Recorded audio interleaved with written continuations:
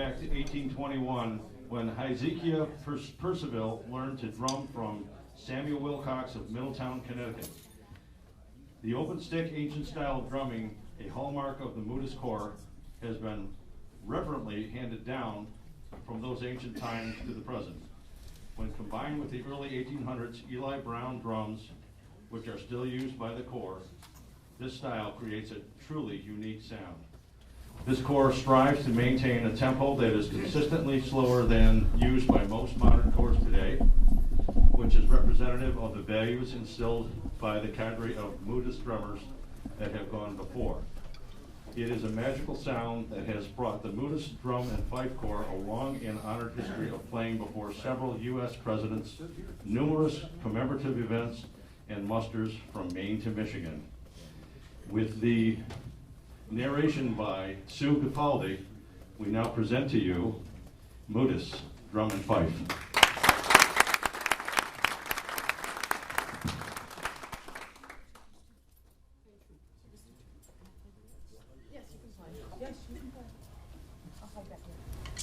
Troop. Troop.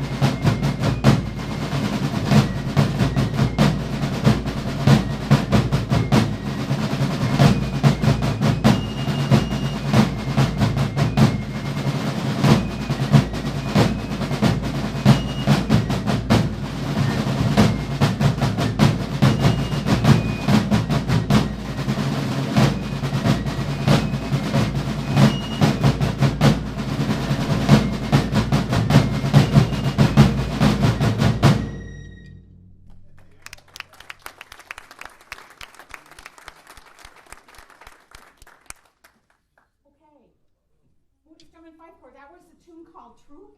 That goes back to at least the Revolution, also known as My Dog and My Gun. And the troop was a military ceremony that assembled all the soldiers together, where they would be counted, they would be examined sometimes, inspected and all that kind of stuff, and told the orders of the day. Troop was usually an afternoon ceremony, sometimes it was twice a day. But that was a duty music, and it tells us a little bit about Moodus Drum and Fife Corps. I know that it's a good thing that drummers and percussionists here recognize the ancients as their roots music, and rightfully so. But the ancients has their own root music, and it's here. What the ancients do today is a post-Civil War, mostly a post-Civil War, quasi-military social music, designed to entertain people as they walk down the street in marches on various historical commemorative occasions and musters and things like that. Their roots lie in the 18th century military practices of the British and Americans. And that is why there is such a difference between what you'll hear from the Patriots, from the Ancient Mariners, from Black River, and Moodus. They are our living link to what this music came from, to what this music is all about. It's entirely functional, as you heard in Troop. What's your next one? General time with the rest. Oh, this is so cool. Okay. The reason this is so cool is that it demonstrates that you don't have to be, a 7 flam, flam, flam, tap, flam, flam, one of these, functional drummers to do functional music.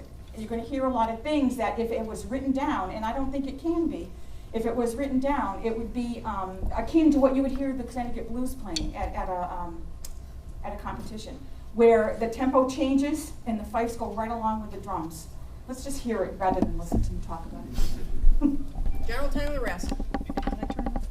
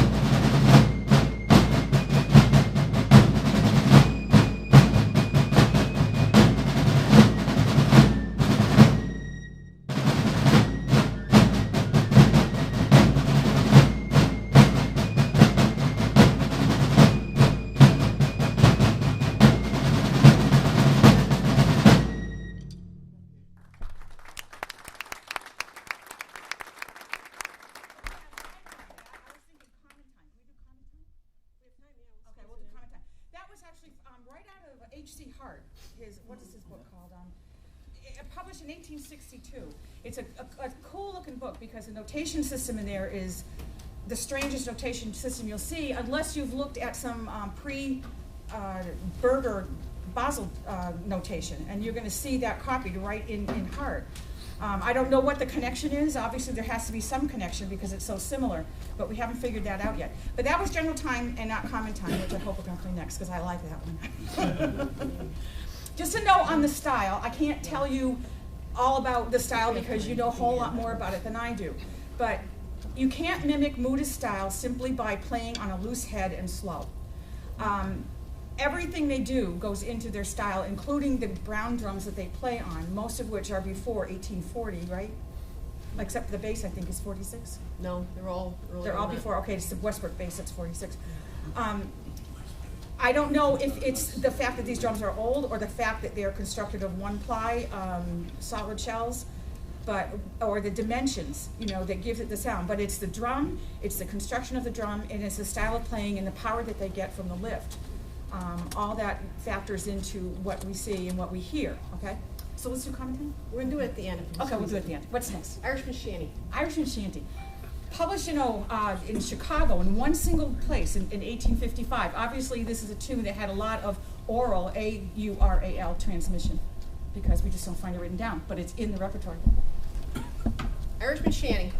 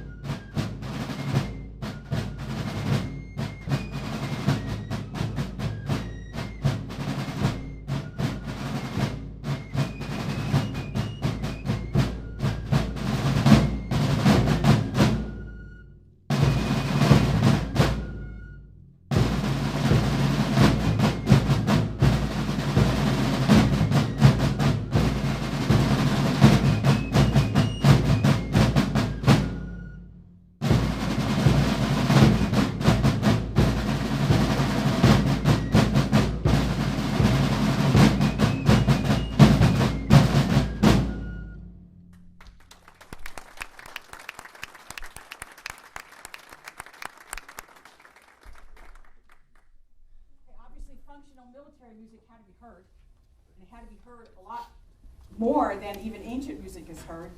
You weren't leading just a corps, or you weren't just following a corps of maybe up to 20 or maybe even 30 people. You were leading a group of men, anywhere from 68 to 100 in a company, depending on where you were from and what their specifications were. Oh, well, my glasses went flying. No, they didn't. They didn't have to do this till last year. The function of military music was basically moving men. And anybody who has tried to move a bunch of 4-year-olds, like on a field trip, will know how hard it is to move a bunch of men who may or may not have a lot of musical sophistication. Maybe they don't know exactly when to put their left foot down, or even where their left foot is. So it was important, I don't know, I've taught people cards. It's important to know where that downbeat comes. So you don't have a lot of things like accented flammecues, right? You're still playing them without the accents, right? Last I heard you were. And you don't have, which would confuse people because the downbeat is actually on the second beat of the measure, not the first. And you don't have a lot of fancy fills. The fills you have all conform with maintaining that downbeat. So in the marching, in the field maneuvers, all of this was very important to be heard. So being loud was a whole lot more important than being nicey nice with all the ornaments. Although I like nicey nice music, but it isn't Moodus style. What's next? Turk's Beat. Turk's Beat. This is something I called New Haven's air. Found in manuscripts about 1850, 1860, but not much beyond that. Again, pointing to the fact that much of this stuff was learned by rote. Not just the drumming, which was necessary, because I don't think you can find a tablature or a notation system that's going to accurately represent what they played. But the Fife music, too, was all passed down by, listening. This is how it sounds. Now you try it. Okay, Turk's Beat. Turk's Beat.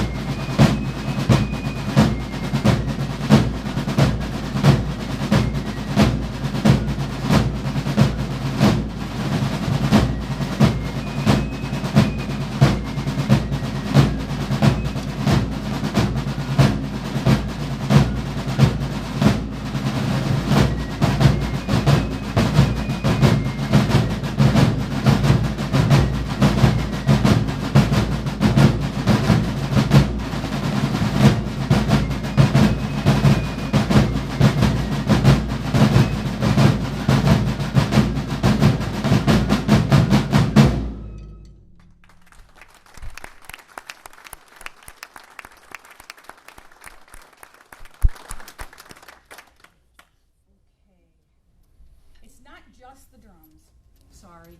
It's not just the drums. I know you're going to hate me for this and kick me out, and you can do that because I'm going to leave after this anyway. But without us, it's just noise. To a lot of people who don't have the musical sophistication that we're so used to today, because we learned in post-Lowell Mason, 1830 schoolrooms. We were taught to read music ever since we could hold one of those flutophones back in the 1950s, or whatever they're using to teach music these days. Not so much, a couple of centuries ago. And if the drummer played without a fife tune, then the soldier had to think, well, what time of day is it? What connotation can I put this bunch of beatings into? Oh yeah, I'm hungry, it's time to eat. It must be dinner call. Or, oh, I see all the sergeants are running, it must be adjutant's call. When there's a fife tune to it, it makes it a lot easier to figure out what's going on, especially when the fife tune is chosen from the repertoire that's in the air at the time. And a lot of the music that you hear, besides the duty music, comes exactly from that repertoire. Dance music especially. Dancers like fifers and drummers needed to know where to put their feet at certain parts of the measure. So you find a lot of that in this repertoire. You also find the ancillary or the attachments, the flag, the color guard. Part of the music always marched with the colors and sort of as a protection to the colors, even though they carried no weapons and really couldn't do much besides beat them with their stick or their fife or something if they were attacked. But nonetheless, it was the symbolism that was important. What you saw was as important as what you heard. And to inspire patriotism and to inspire the troops to respond and to inspire that comradeship that you needed in order to have a cohesive fighting company of men, you had these other things that were not musical as well. So it's important that we have the color guard here today, and it's important that we have the fifes as well as the drums. Sorry, drummers. Okay, what's next? Who's in Bruce's address? Bruce's address. Bruce's address. This goes back to like the early 19th century. Robert Burns was a poet that everybody loved, and he was lots of people were setting his poems to music, and this is one of them. If you saw that movie, what was it, with Robert De Niro dressed up in clothes?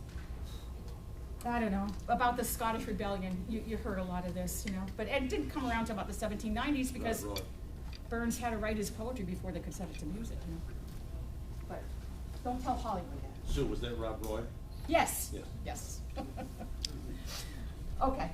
Bruce's address.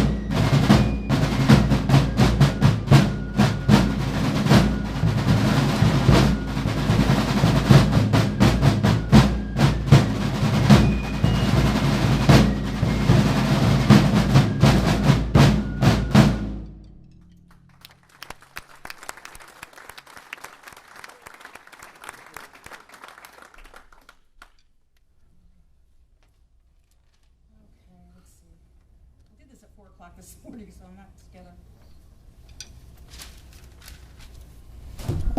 When Moodus started in 1860, they kind of set the standard for the Connecticut Valley.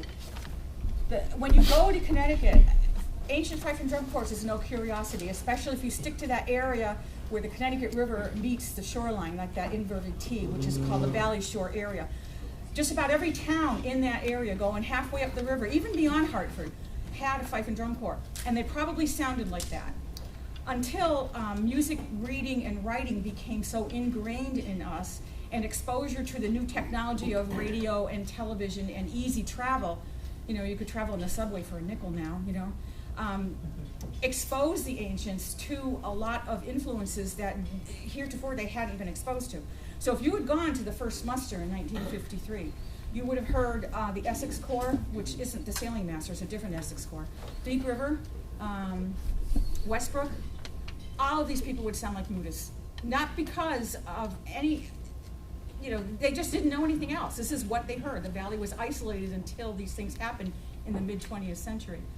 Plus, Moodus had this habit of sending their drummers out to teach the other corps, and that helped a lot too, you know. But the uniforms you see go back only until about 1879. Actually, they were wearing them in 1876. I have a picture of them at Battle Flag Day with this style of uniform, which was a whole new concept, opened up, you know, a whole new area for the ancients to be concerned about. Before this, they would buy uniforms out of, you know, Bannerman's catalog, and everyone looked like a bunch of cadets out of West Point, you know, because those excess uniforms are sold cheap from Bannerman's. Or other types of band uniforms at the time with the frog work and the, you know, the streetcar type hats. Moodus, maybe, not sure why, maybe it was because of the centennial in 1876, or maybe it was some other factor, got the idea that they should be wearing what they call continentals. They were playing the music of the continentals, they should look like the soldiers of the continentals. And they started this fad, which lasted in the valley for quite a number of years until people figured out, hey, these things are hot, let's get a summer uniform, and everything went downhill from then on. But anyway, go ahead. Rosalie Road to Boston. Rosalie Road to Boston. Right out of, a combination, right out of the 1860s, Rosalie, which was a sentimental, romantic type song, and March to Boston, which we find written down in 1805, but probably goes back a little earlier than that. And this is to what? Halftime, right? Halftime with the film. Halftime. Connecticut halftime with the film. 1862, right out of Hartford. Rosalie Road to Boston.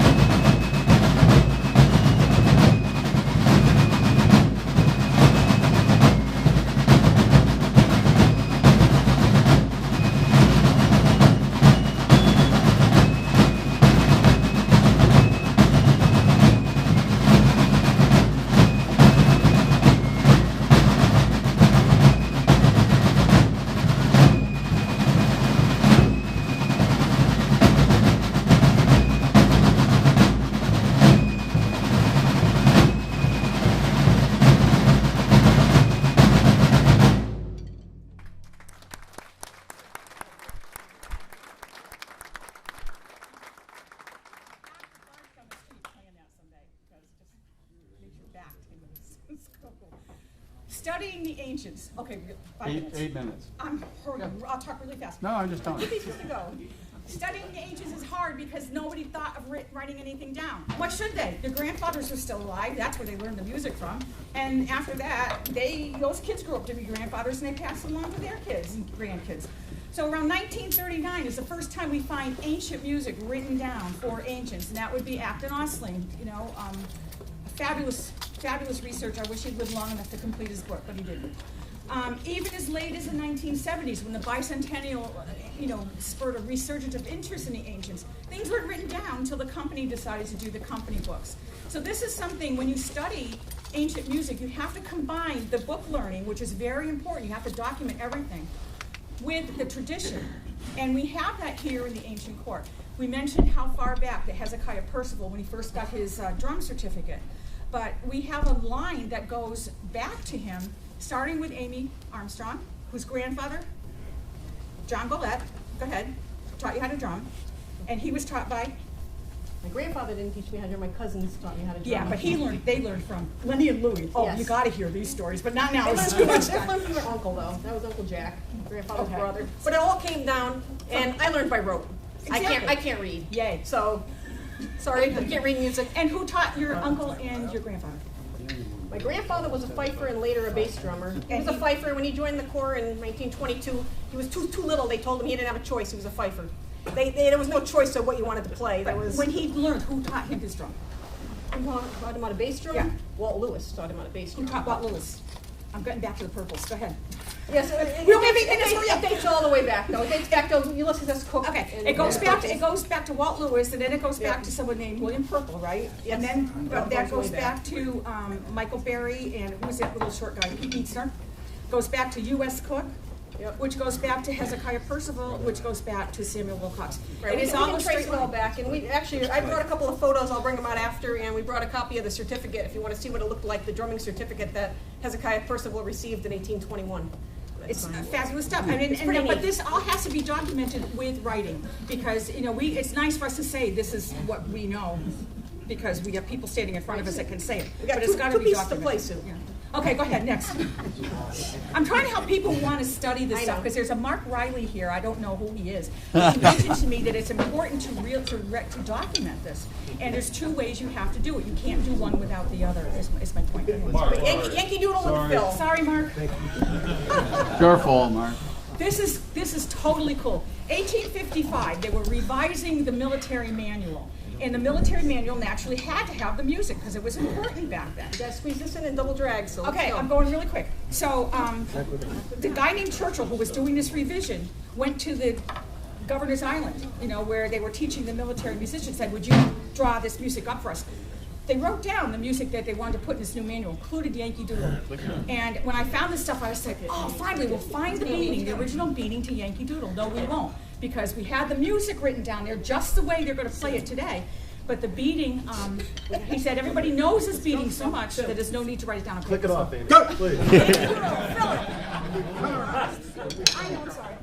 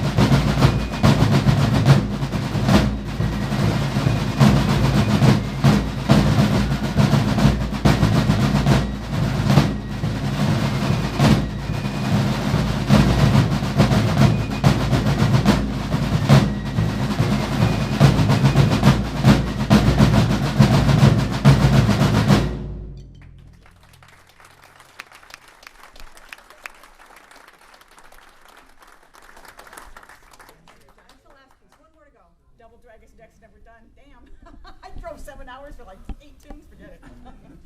I don't know this tune. It pulled it out of the historical box when I wasn't there to learn it. But the double drag, I'm sure you're going to recognize, and it goes way back to the Revolution. Don't let people tell you that revolutionary drummers didn't know what they were doing. They were doing double drags. Double drag.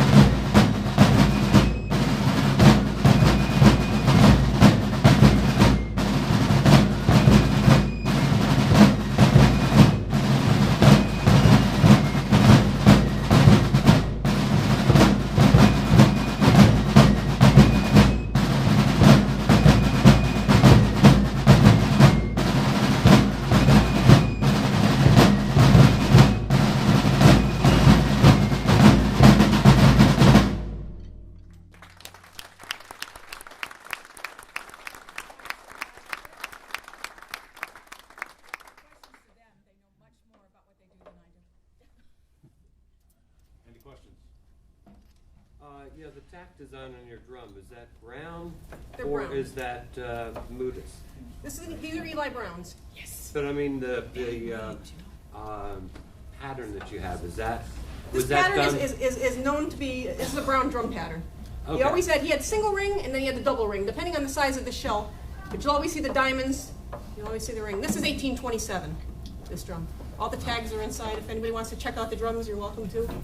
Who did the restoration work on these drums? We have members of the Corps that maintain them now. Dave Strong maintains them. Pat will help maintain them. Before that, years and years ago, was Pete Meetzner, who was a member of the Corps, and Bob Atwell, you might know as well. Bob has done work on our drums in the past, but yeah, all the shells are original. Of course, the heads are replaced, and depending on the drum, whether or not the rims are still original or not. I know there's one languishing in Fairfield at the museum. I have that one. We know of 110. 111, sorry, I found one the other day. 111. We have several that Corps own, and then there's individual members that own them as well. So is the grip also handed down from 1860? Yeah. It is. Yeah. We've had, there's pictures, I think Pete Meetzner was one of them, would almost hold the drumstick where the tip was buried in the palm of his hand. I don't know how he could control the stick, but that's how he played. You see photos with him. It's pretty amazing. How's your right hand grip? The right hand grip. Across the knuckle. It's a traditional drum grip, I would say. It's the You'll see taped fingers. That's because of friction. I mean, you know, we have blisters. We had a lot of blisters, especially in the summer months when you're sweating and marching. And it's the thickness of the stick, the heaviness and the balance. I mean, there's all kinds of things that go into that stick. Right. Depends on the drummer. Some are heavier sticks than others. Some people like the real heavy sticks. Mine aren't that heavy. I'm a woman. I don't swing real heavy ones. But hats are heavy. Sorry. I mean. Is Moodus exclusive to this style? In other words, is this the only Fife and drum corps that plays this style? The only other corps that learned around the same time, but they don't play it anymore, is Mattatuck. Mattatuck borrowed our uniforms. They copied our uniform style, and they learned from similar members. You know, I'll tell you how they learned. They learned from your grandfather. There's a letter that is in the company archives, and John Gillette, her grandfather, wrote this to Ted Kurtz back when Ted Kurtz asked the very same question. And what happened was, Mattituck wanted to start a corps. They have on their drums 1767, but you know, they can put whatever they want on their drums. They didn't start till 1881. They sent somebody over to Moodus from Mattituck, which is Waterbury, meaning they had to cross a river and a whole lot of things to get there. And they said, we like your uniforms, and we want to copy them. And he went to U.S. Cook, Dr. Cook. He was an herb doctor, cured cancer with herbs. And Cook said, well, you know, I didn't want to give him away. He says, well, I'll tell you what, you give me $50 and I'll let you borrow a uniform for a day. The guy peeled off the bill. Well, that in 1881, $50 was a lot of money. And Cook thought he had stopped him in his tracks, but no, he took it and he copied the uniforms. He also, quote, copied the music, something that Moodus went to great lengths to protect, even as far back as late as the 1970s, when I became a Moodus groupie. The only way I could learn the music was by following them around and kind of keeping it in my head. They weren't about to give it out to people. So it was a closely guarded secret that escaped because somebody, Charlie Miller actually was his name, was persistent enough to come from Mattituck and get the Moodus style and get the Moodus uniform. And that's how that corps got started. But like Amy said, they kind of deviated from They don't all play that. it today, though. They don't play it. They have brown drums. They have a great set of brown drums. And my understanding is they don't even like to play the Browns anymore. They're looking for Kevlar heads and they're looking for rebound. They don't want to roll anymore. And you got to roll these calfskin drums. There's no rebound. You know, I mean, if you can't roll, you can't play these. So that's the difference. And they admit it. They'll tell you. Preach it, sister. We've talked to them and they said, you know, unfortunately we've bastardized the style and we don't play it anymore. You know. Is there something significant about the pose? About the pose. Step back. The step back, we've always done that. I don't know how far it dates back, but as long as I've been out for 40 years with the Corps, since I was a real little kid, and it's our concert pose. And this, if you collect ancient pictures, they all pose for pictures like this. And with their drumsticks like this and their fifes like this. It goes back, you know? I was told that I have to point out, it's the drum and fife corps, thank you very much. Yeah. So if you have any questions The about fifers fife. blow their brains out to play with us, you know. They have to play loud. What is the diameter of your snare drums? This is, well, it's They're very yeah. size. Yeah, I would say it's about 20, I would say. This one here is, I think, a 19-inch This is shell. an 18-inch. About this big. But they're all they're all different, though. I mean, Brown didn't make one size. He made whatever he had, you know. Whatever tree he had in the backyard, that's the size. And it varied according to date. If you go to the 20s, the drums are going to be a little bit smaller. You go up to the 40s and they're gigundo, you know, compared to the 20s.